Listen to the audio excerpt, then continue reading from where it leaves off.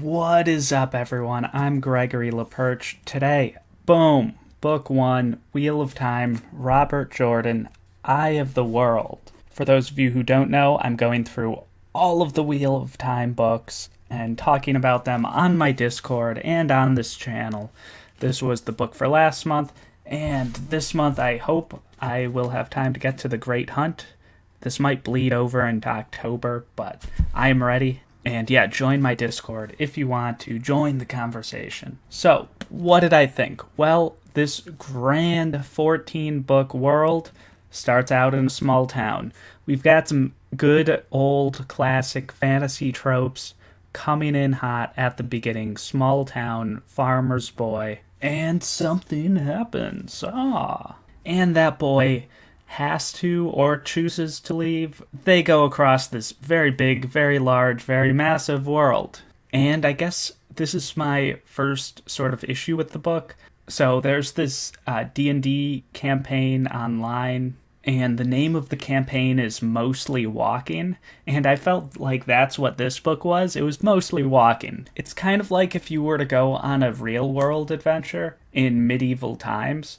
Like, most of the adventure would be walking. However, walking is not all that exciting, and in a very big world, it takes a long time to get places. And Robert Jordan is a fairly descriptive writer, so sometimes it feels like the slower parts can drag on and on and on. And that was definitely my biggest complaint going through this book. I feel like we could have shaved like 100 pages out of this, and I would have got just as much enjoyment out of it. Also, there were some like tropey plot points, as I mentioned earlier. I'm a fan of the quest archetype in fantasy, so I actually kind of liked those tropes, but maybe some of the foreshadowing and stuff was a little bit heavy-handed. I realized early in this book that as I'm going through this series, I don't want to be super invested into every little detail, because I feel like if I am, I'll figure out what's going on way too easily and way too quickly just because of the amount of foreshadowing. And it's almost like too much for me to make conspiracies about. At one point, I felt like every fourth chapter was devoted to some sort of dream vision that was like obviously foreshadowing stuff and obviously talking about something that happened in the past. And in this world, time is a wheel, so what happened in the past is pretty darn indicative of what happened in the future. So in a way, that's like kind of foreshadowing, learning about the past. And actually, I do like that concept quite a bit, because I talk about nonfiction books sometimes, and I've said the common real world, maybe overly used real world quote, which is, history doesn't repeat itself, but it often rhymes. And I feel like that's kind of the concept going on in Wheel of Time and in this world.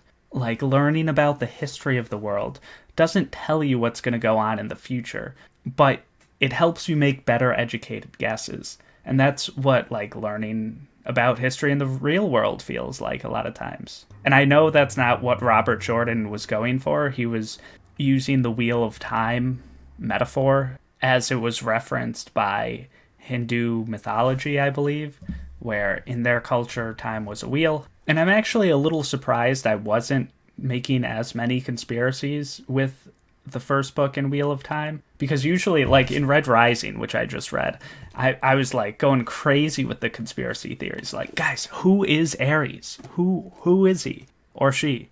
Or it? I don't even know. And then obviously in Stormlight, my conspiracies are better than anyone's. But I digress. Let's talk about the characters in Eye of the World. So first we've got the main character, Rand.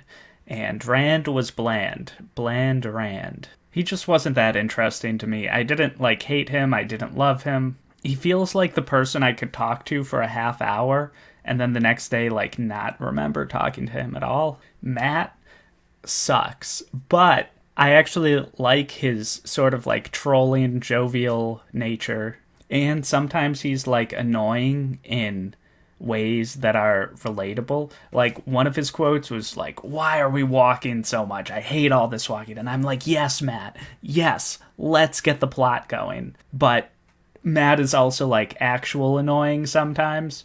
He'll just do the dumbest stuff. I do hope to grow to love Matt more than I do right now. And it's a 14 book series, so I'm like actually more optimistic about Matt than I am Rand. Next is Perrin, the third of the three main boys, and this was the character who I like forgot about every time I read about him for the first third of the book. To me, he was a lot like Rand in that, like, whatever. But once we started getting his perspective a bit more, there was more to him than met the eye. So he actually did become my favorite character just because, his thoughts are like interesting and he's like conflicted in the way a lot of like younger people who are going on a questing adventure probably should be. But he's like nice and he's not like angsty or like a stereotypical angsty teenager. And I'm just excited to see where his character goes. He's just like a nice guy. Like, of all the characters in here, he's the one who I want to be my friend the most. Now, let's talk about the women characters. Generally, the older women, I'm just not as big of a fan of. In this world, women have a lot more power than in most fantasy world settings, because there's magic in this world, and women can have access to the magic, and men cannot because reasons which you learn about. So women kind of have this power. And when there's like that annoying man who's like the king or of like a world or something and just has like so much power and can do whatever they want and they're just really annoying about it. That's kind of the vibe I get from some of these women. The exception is Egwene, at least to some extent.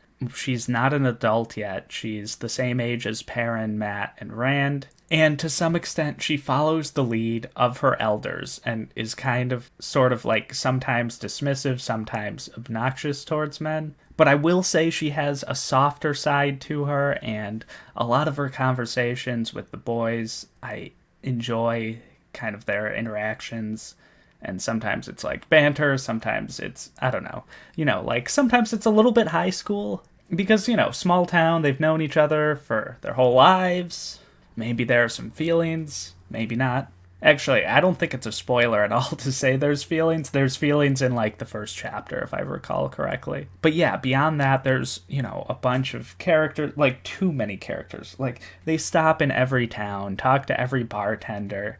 And, it just takes a while, and then there's, like, I don't know. It's quite a bit. But yeah, overall, I like this book. The plot and, like, the ending last quarter of this book, I like. And that kind of bumps this up from, like, an average book to, like, oh, this is a very good book to me. This book is, like, 3.75 stars. I never get that precise with my ratings, but there it is. 3.754621 stars. But yeah, we'll see how the rest of the series goes for me. I'm not, in love, obviously, as you can tell, but I think there's definitely potential. Definitely a lot of world building happened.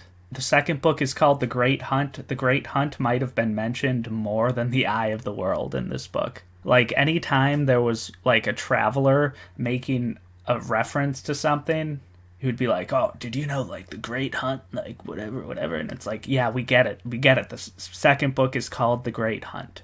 But it's funny because I still, like, don't exactly know what the Great Hunt is. It felt like everyone was talking as though everyone knew what the Great Hunt was, so I'm, like, kind of curious as well, even though I was like, talk about something else. This doesn't seem relevant yet. But yeah, that's everything. Like, comment, subscribe. Join my Discord if you want to talk about all these Wheel of Time books. Or if you just want to chat about why Bulbasaur is the best Pokemon, or, any other book, Red Rising, anything.